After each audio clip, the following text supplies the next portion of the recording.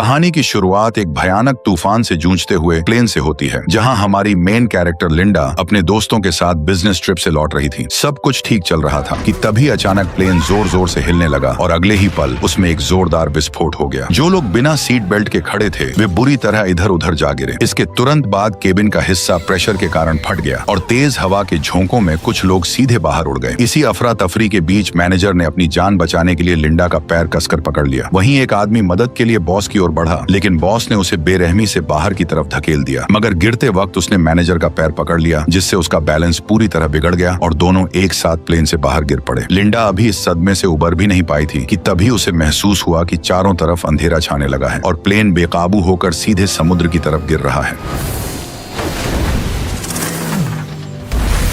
खुशकिस्मती से टक्कर का एंगल ऐसा था कि प्लेन तुरंत फटा नहीं और उसकी जान बच गई, लेकिन तेजी से अंदर घुसते पानी को देखकर लिंडा ने तुरंत सीट बेल्ट खोली और तैरकर बाहर निकल आई। लेकिन बच जाने के बाद भी उसे कोई राहत नहीं मिली, क्योंकि वह अब एक सुनसान और कभी खत्म न होने वाले समुद्र के बीच फंसी हुई थी। तभी दूर उसे एक छोटा सा टापू नजर आया और वह पूरी ताकत लगाकर उसकी तरफ तैरने लगी। सुबह होते ही वह किसी तरह उस टापू तक पहुंच गई और फिलहाल उसकी जान बच गई, लेकिन उसे अंदाजा नहीं था कि असली खतरा तो अब शुरू होने वाला है। थोड़ी दूर चलने के बाद उसकी नजर किनारे पर पड़े एक आदमी पर गई। वह तुरंत उसकी तरफ भागी और पास जाकर देखा तो उसे पता चला कि वो कोई और नहीं बल्कि उसका बॉस ब्रैडली था। वह भी हादसे में बच गया था और बेहोशी की हालत में लहरों के साथ बहकर यहाँ तक आ पहुंचा था। हालांकि गिरने के दौरान उसकी टांग टूट गई थी, लेकिन बाकी लोगों में से सिर्फ वही बचा था। पर फिर भी लिंडा उसे देखकर खुश नहीं थी, क्योंकि कंपनी में वह सबसे ज्यादा उसी से नफरत करती थी। दरअसल वह स्ट्रेटेजी डिपार्टमेंट की सबसे काबिल कर्मचारी थी और अपनी मेहनत से बॉस का भरोसा जीतकर मैनेजर बनने वाली थी। लेकिन ज्वाइनिंग से ठीक पहले बॉस की मौत हो गई और उसका बेटा ब्रैडली कंपनी का मालिक बन बैठा। बॉस बनते ही उसने लिंडा का प्रमोशन छीन लिया और वह पोस्ट अपने चापलूस दोस्त को दे दी। इतना ही नहीं, वह अपने दोस्तों के साथ मिलकर अक्सर लिंडा को नीचा दिखाने लगा। यह सोचकर लिंडा के मन में आया कि वह उसे वहीं छोड़ दे, लेकिन उसने सोचा अगर वो उसकी मदद करेगी तो वह फिर से मैनेजर बन सकती है। इसलिए उसने तुरंत एक नुकीला पत्थर उठाया और उससे केले के पत्ते काटने शुरू कर दिए। फिर पेड़ का सहारा लेकर एक फ्रेम बनाया और पत्तों और टहनियों को बेल से बांधकर एक छोटी सी झोपड़ी तैयार कर दी। धूप से बचने का इंतजाम करने के बाद उसने पानी का जुगाड़ करने की सोची। उसने रेत में गड्ढा खोदा और उसमें नारियल के छिलके रखकर ऊपर पत्ते लगा दिए। कुछ ही देर में बारिश शुरू हो गई और उसने आसानी से पीने लायक पानी जमा कर लिया। बारिश थमते ही मौसम साफ हो गया और काफी देर बाद ब्रैडली को होश भी आ गया। लिंडा तुरंत उसके पास पहुंची और उसे पानी पिलाने लगी। जब ब्रैडली को पता चला कि लिंडा ने उसकी जान बचाई है, तब उसने झिझकते हुए उसे थैंक यू बोल दिया। इसके बाद लिंडा ने उसके सामने अपनी काबिलियत दिखाते हुए लकड़ी रगड़कर आग जलाई और जल्द ही उसने एक मछली पकड़कर उसे पका भी लिया। लेकिन ऐशो आराम की जिंदगी जीने वाले ब्रैडली के लिए ये मछली किसी कचरे से कम नहीं थी। फिर भी पेट भरने के लिए उसे बिना नमक मसाले वाली वो मछली मजबूरी में निगलनी पड़ी। लेकिन लिंडा को इस खाने से कोई दिक्कत नहीं थी, बल्कि वह तो इस जगह पर फंसने के बाद भी बेहद खुश थी, क्योंकि उसे यहाँ कोई भी नीचा दिखाने वाला नहीं था और वो खुशी खुशी यहाँ कई दिन बिता सकती थी। धीरे धीरे कुछ दिन गुजर गए और यहाँ माहौल का असर दोनों पर साफ दिखने लगा। एक तरफ लिंडा जो छोटी सी चीज पाकर भी खुश हो जा रही थी, वहीं ब्रैडली किसी तरह यहाँ से निकलना चाहता था। उसने पूछा कि उसने अब तक किनारे पर कोई SOS सिग्नल क्यों नहीं बनाया या आग को बड़ा क्यों नहीं किया, ताकि किसी की इस टापू पर नजर पड़ सके। उसके मुताबिक लिंडा को पहले यही करना चाहिए था, लेकिन उसने ऐसा कुछ भी नहीं किया। इसी बात पर वह उल्टा गुस्से में चिल्लाते हुए उसे ताने मारने लगा कि वह यहाँ बेवजह उसकी देखभाल का बस एक नाटक कर रही है। खुद टूटी टांग के कारण लाचार था, फिर भी लिंडा की इतने दिनों की मदद के बाद भी वो उसे अपना हक समझ रहा था। उसकी बातें सुनकर लिंडा को समझ आया कि वह केवल चापलूसी से उसका दिल नहीं जीत सकती है। उसे उसकी असली अहमियत तभी समझ आएगी जब उसे कोई तकलीफ होगी। यही सोचकर लिंडा बिना कुछ कहे वहाँ से उठी और उसे अकेला छोड़कर चली गई। शुरुआत में ब्रैडली उसकी इस हरकत पर भी ताने मारता रहा, लेकिन कुछ ही देर बाद उसे एहसास होने लगा कि उसने कितनी बड़ी गलती कर दी है। फिर भी वह घमंडी बना रहा और लिंडा के खुद व खुद लौटने का इंतजार करने लगा। लेकिन ऐसा ही करते करते पूरा एक दिन बीत गया और आखिरकार उसका घमंड टूटने लगा। लेकिन रात तक भी लिंडा वापस नहीं आई। गहरी रात में तेज तूफान चलने लगा और कुछ ही देर में लिंडा की बनाई झोपड़ी भी उड़ गई। अगले ही दिन तपती धूप ने हालत और खराब कर दी। ज्यादा गर्मी की वजह से ब्रैडली डिहाइड्रेशन के चलते बेहोश हो गया। जब लिंडा उसे काफी तड़पा चुकी थी, तब वह पानी लेकर वापस आ गई। उसे देखते ही ब्रैडली ने बिना कुछ सोचे तेजी से पानी पीना शुरू कर दिया। अब उसे समझ आ गया था कि वह पूरी तरह लिंडा पर ही निर्भर है और वह उस पर अपना हक नहीं चला सकता। लेकिन तभी उसकी नजर उस भाले पर पड़ी जिसका इस्तेमाल लिंडा खतरनाक जंगली सुअर के शिकार के लिए करने वाली थी। उसे पता था कि वह सुअर बेहद जानलेवा है, इसलिए उसने लिंडा को जंगल में जाने से मना किया, क्योंकि अगर लिंडा को कुछ हो गया तो उसकी खुद की जान भी खतरे में पड़ जाएगी। लेकिन लिंडा ने उसकी एक भी बात नहीं मानी और वह सीधे जंगल के अंदर चली गई। जब वह चुपके से शिकार को ढूंढ रही थी, तभी अचानक उस जंगली सुअर ने लिंडा को टक्कर मारकर हवा में उछाल दिया।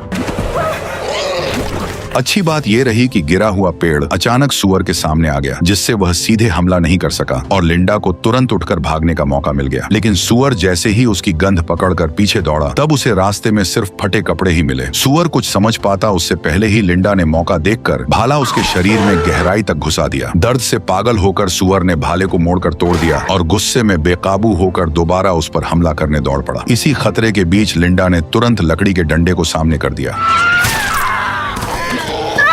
आखिरकार लिंडा ने उसे मार गिराया। सुअर का कटा हुआ सर देखकर ब्रैडली पूरी तरह हिल गया और पहली बार उसे समझ आया कि असल में लिंडा बहुत खतरनाक और ताकतवर है, जिससे अब ब्रैडली लिंडा से डर के रहने लगा। कुछ दिन बाद जब लिंडा जंगल में सामान ढूंढ रही थी, तो उसे एक झरना मिला जहां से साफ पानी सीधे पिया जा सकता था। अब उसे पानी की चिंता नहीं रही और वह इस खोज से काफी राहत महसूस करने लगी। लेकिन उसकी यह खुशी ज्यादा देर नहीं टिक पाई, क्योंकि तभी उसे दूर से इंजन की तेज आवाज सुनाई दी। आवाज सुनते ही लिंडा तुरंत उस तरफ दौड़ पड़ी। वहां पहुंचकर उसे एक बोट दिखाई दी, जिसे देखकर उसकी आंखों में एक उम्मीद जाग उठी। लेकिन जैसे ही वह मदद के लिए चिल्लाने वाली थी, तभी वह अचानक रुक गई। उसे एहसास हुआ कि अगर वह वापस लौट गई तो उसे फिर से वही घिसी पिटी जिंदगी जीनी पड़ेगी। किसी और बॉस के नीचे झुककर काम करना होगा और हर दिन उसके ताने सुनने पड़ेंगे। लेकिन अगर वह यहीं रुकती है तो वह अपनी मर्जी की मालिक होगी, उसे किसी का कहना नहीं मानना पड़ेगा और जो चाहेगी वही कर पाएगी। इन्हीं ख्यालों में उसने फैसला कर लिया कि वह इस टापू को नहीं छोड़ेगी। इसलिए वह तुरंत छुप गई और धीरे धीरे नाव को दूर जाते हुए देखती रही। वापस आने के बाद उसने ब्रैडली को इस बारे में कुछ नहीं बताया, लेकिन ब्रैडली सिर्फ मजबूरी में उसका कहना कर रहा था। असल में वह इस टापू पर हमेशा रहना नहीं चाहता था। 2 हफ्तों की इस जंगली जिंदगी ने उसे पूरी तरह बदल दिया था और उसका सब्र अब टूटने लगा था। उसने लिंडा से एक नाव बनाने को कहा ताकि उसकी मदद से वह पास मौजूद बोट तक पहुंच सके और कोई उन्हें देख सके। लेकिन लिंडा ने उसकी बात सुनते ही इसे बेहद खतरनाक बताते हुए नाव बनाने से साफ इनकार कर दिया। ये सुनकर ब्रैडली का गुस्सा फूट पड़ा, क्योंकि जब से वे इस टापू पर फंसे थे, तब से लिंडा ने उसकी एक भी बात नहीं मानी थी, जिससे वह खुद को रोक नहीं पाया। उसने लिंडा से अलग होकर अपना खुद का एक अलग कैंप बनाने और नाव तैयार करने का फैसला कर लिया। लेकिन जैसे ही वह अकेले काम करने लगा, उसे एहसास हुआ कि यह उतना आसान नहीं है जितना वह समझ रहा था। उसे आग जलाने तक का सही तरीका नहीं आता था और टूटी टांग की वजह से वह ज्यादा दूर भी नहीं जा सकता था। मजबूरी में वह नारियल के खोल से बारिश का पानी जमा करने लगा। किसी तरह उसने एक छोटी झोपड़ी खड़ी की और रेत पर हेल्प लिखकर मदद का इंतजार करने लगा। लेकिन 2 दिन बीत जाने के बाद भी समुद्र से कोई जवाब नहीं आया। भूख से परेशान होकर वह मजबूर हो गया और आसपास के कीड़ों को खाने की कोशिश करने लगा। लेकिन जैसे ही उसने उन्हें खाया, उसे इतनी घिन आई कि वह तुरंत उल्टी कर बैठा। उधर लिंडा के पास एक से एक बढ़िया स्वादिष्ट खाना था, जिसे वह आराम से मजे लेकर खा रही थी। अपनी हालत देखकर ब्रैडली का घमंड पूरी तरह टूट गया। वह शर्मिंदा होकर टांग की परवाह किए बिना घुटनों के बल बैठ गया और उससे माफी मांगने लगा। उसका यह बदला हुआ रवैया देखकर लिंडा हंस पड़ी और उसने उसे फिर से अपने साथ शामिल कर लिया। इतनी बेइज्जती महसूस करने के बाद भी ब्रैडली अंदर ही अंदर लाचार था, इसलिए वह चुपचाप सही मौके का इंतजार करने लगा। करीब आधा महीना गुजरने के बाद उसकी हालत सुधरने लगी। तब लिंडा उसे टापू की सबसे ऊंची चोटी पर ले गई, जहां पहुंचना तो मुश्किल था, लेकिन वहां से दिखने वाला नजारा कमाल का था। लिंडा ने समझाया कि असली खतरा इसी खूबसूरत दिखने वाले इलाके में छिपा हुआ है। फिर उसने रास्ते के किनारे लगे कुछ जामुन जैसे फल तोड़े और बताया कि इनमें ऐसा जहर होता है जो शरीर को सुन्न कर देता है। इसके बाद उसने उन फलों का रस अपनी बाह पर लगाया, जिससे कुछ ही देर में उसकी स्किन पर लाल दाने उभर आए। आगे बढ़ते ही लिंडा ने एक्स जैसी बनी चट्टानों की ओर इशारा किया और बताया कि उसके आगे का पूरा इलाका कांटों और जहरीली बेलों से भरा हुआ है, इसलिए उसने सख्त चेतावनी दी कि उस जगह पर कभी भी सामान ढूंढने मत जाना। ये सुनते ही ब्रैडली के दिमाग में एक चालाक प्लान आया और वापस लौटते समय उसने थकान का बहाना बना दिया। फिर वह धीरे से जहरीले फलों के पास बैठ गया। जैसे ही उसने चुपके से कुछ जहरीले जामुन तोड़े, तभी अचानक जमीन धंस गई और लिंडा नीचे जा गिरी। असल में वह जगह ऊपर से मजबूत दिख रही थी, लेकिन अंदर से पूरी तरह खोखली और कमजोर थी। ब्रैडली घबरा गया और तुरंत उसे ऊपर खींचने लगा। भले ही वह लिंडा से नफरत करता था, लेकिन वह उसे इस तरह मरते हुए नहीं देख सकता था। आखिरकार उसकी कोशिश से लिंडा की जान बच गई और पहली बार उसने बिना कुछ कहे ब्रैडली पर भरोसा करना शुरू कर दिया। कुछ ही दिनों बाद समुद्र में तेज तूफान आ गया। किनारे के पास बनी उनकी झोपड़ी इस आंधी में पूरी तरह टूट गई और पेड़ों के गिरने से हालात और खराब हो गए। अच्छी बात यह रही कि उन्हें पहले ही पास में एक गुफा मिल गई, इसलिए दोनों तुरंत वहां भागकर छिप गए। उस वक्त दोनों पूरी तरह भीग चुके थे और ठंड से बचने के लिए उन्हें अपने कपड़े उतारकर एक दूसरे से चिपक कर सोना पड़ा। इस नजदीकी के चलते लिंडा को धीरे धीरे ब्रैडली से प्यार होने लगा। जल्द ही ब्रैडली को जंगल में मौजूद हर जहरीले फल की पहचान हो गई। अपने हुनर को दिखाने और लिंडा का शुक्रिया अदा करने के लिए उसने आज रात खुद खाना बनाने का फैसला किया। लिंडा ने बिना ज्यादा सोचे उसकी बात मान ली और उसे मौका दे दिया। हैरानी की बात यह रही कि उसने जो खाना बनाया वह सच में काफी टेस्टी था, लेकिन जैसे ही लिंडा ने थोड़ा सा खाना खाया तभी अचानक उसे चक्कर आने लगे और उसकी नजर धुंधली पड़ गई। कुछ ही पलों बाद वह खुद को संभाल नहीं पाई और सीधे जमीन पर गिर पड़ी। लेकिन ब्रैडली ने उसकी तरफ पलटकर भी नहीं देखा और तुरंत जंगल की तरफ भाग गया। थोड़ी देर बाद वह एक लकड़ी की नाव खींचते हुए वापस लौटा। असल में उसे पहले ही समझ आ गया था कि लिंडा उसे यहाँ से जाने नहीं देना चाहती, इसलिए उसने चुपके से ये नाव तैयार कर ली थी और सही मौका मिलते ही उसने जहरीले फल खिलाकर उसे बेहोश कर दिया। अब वह खुशी खुशी उस गंदी सी नाव को पानी में धकेलने लगा और बिना पीछे देखे तेजी से समुद्र की तरफ बढ़ गया। लेकिन वह ज्यादा दूर नहीं जा पाया था कि अचानक एक बड़ी लहर ने उसकी नाव को तोड़कर रख दिया। अगले ही पल उससे भी विशाल लहर उठी और उसे सीधे समंदर के अंदर खींच ले गई।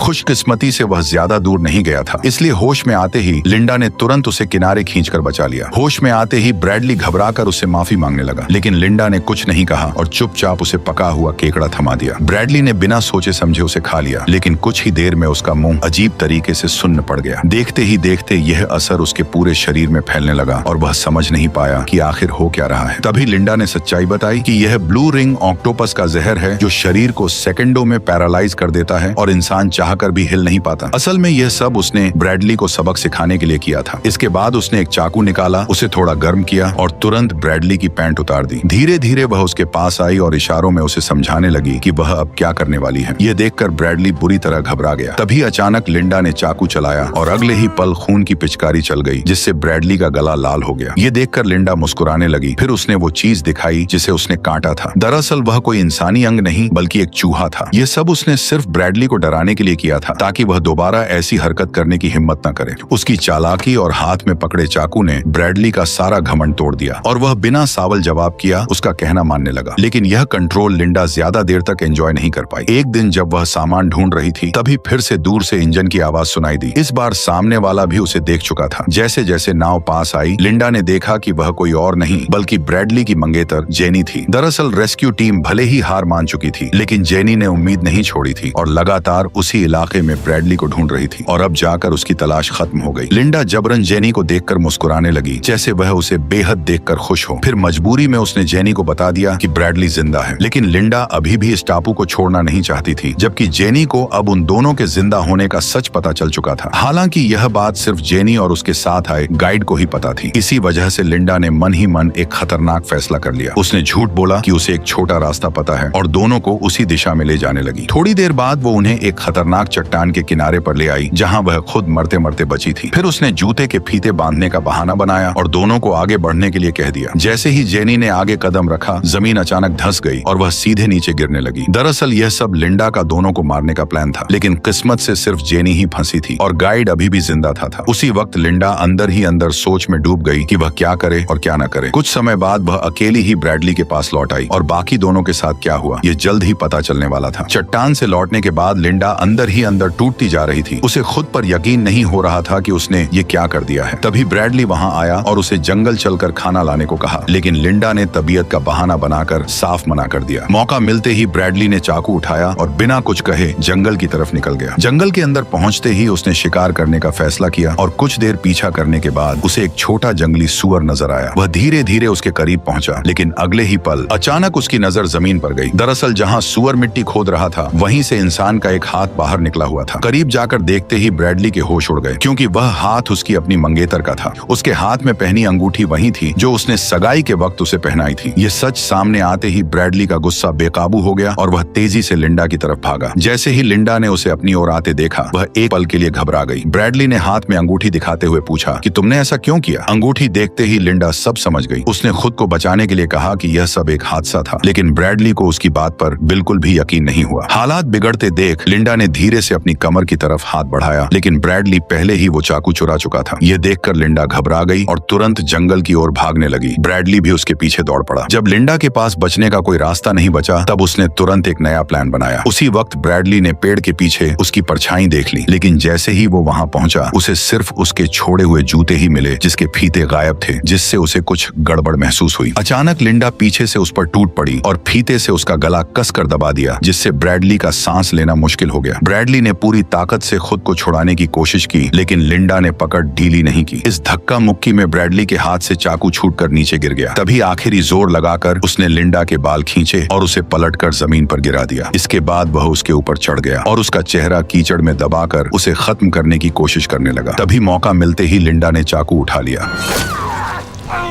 जब लिंडा ने आंखों से मिट्टी हटाकर दोबारा देखा, तो ब्रैडली वहां से गायब हो चुका था। दरअसल वह उसी जहरीले इलाके की तरफ बढ़ रहा था जहां जाने से लिंडा ने मना किया था। ये देखकर लिंडा ने उसका पीछा नहीं किया और चुपचाप वापस लौट गई। काफी दूर तक भागने के बाद भी ब्रैडली के साथ कुछ नहीं हुआ, लेकिन जैसे ही उसने सामने देखा, तब उसके होश उड़ गए, क्योंकि दो विशाल चट्टानों के बीच उसे एक आलीशान विला दिखाई दिया, जिससे साफ हो गया कि यह कोई सुनसान टापू नहीं, बल्कि किसी का प्राइवेट आइलैंड है। उम्मीद की एक नई किरण के साथ ब्रैडली तुरंत वहां पहुंचा और मदद के लिए चिल्लाने लगा, लेकिन अंदर से कोई जवाब नहीं आया। तभी उसने देखा कि दरवाजा खुला हुआ है। घर के अंदर घुसते ही ब्रैडली ने जल्दी जल्दी लाइट ऑन की और हर जगह नजर दौड़ाकर कुछ काम की चीजें तलाशने लगा। तभी उसकी नजर फ्रिज पर पड़ी और उसे खोलते ही अंदर तरह तरह के मॉडर्न ड्रिंक्स सजे हुए दिखाई दिए। प्यास से बेहाल ब्रैडली ने तुरंत एक पानी की बोतल उठाकर पीने लगा, लेकिन तभी अचानक सब कुछ बदल गया। न जाने कैसे स्पीकर से लिंडा की आवाज गूंज उठी और उसकी बात सुनते ही ब्रैडली को पूरी सच्चाई समझ आने लगी। उसे एहसास हुआ कि जहरीले इलाके वाली सारी बातें झूठ थीं और सिर्फ उसे इस जगह से दूर रखने के लिए ये कहानी बनाई गई थी। अब लिंडा ने बिना किसी झिझक के सब कुछ साफ साफ बता दिया। असल में जो जहाज उसने पहली बार देखा था, वो हर महीने यहाँ सप्लाई देने आता था और उसी के जरिए उसे इस आलीशान विला का पता चला था। यहाँ आने के बाद उसने छुपकर दरवाजे का पासकोड देख लिया और फिर सही मौके पर इस जगह पर पूरी तरह कब्जा कर लिया। हालांकि असली मालिक यहाँ बहुत कम आता था, इसलिए वह हर बार सब कुछ साफ करके आराम से यहाँ रहती थी। किसी को शक भी नहीं होता था और सब कुछ उसके हिसाब से परफेक्ट चल रहा था। लेकिन जेनी के अचानक आने से उसका पूरा प्लान बिगड़ गया। अनजाने में हालात ऐसे बन गए कि उसे जेनी को मारने का कदम उठाना पड़ा।